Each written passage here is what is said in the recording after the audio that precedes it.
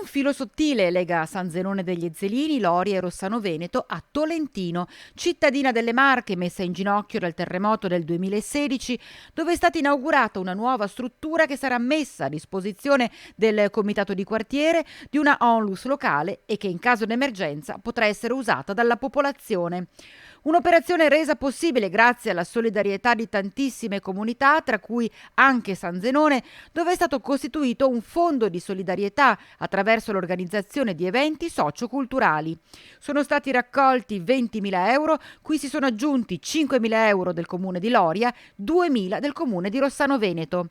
Grazie ai fondi messi a disposizione è stata realizzata quindi questa struttura ricreativa posta su un unico piano, fruibile anche da diversamente abili e realizzato con materiali ecocompatibili.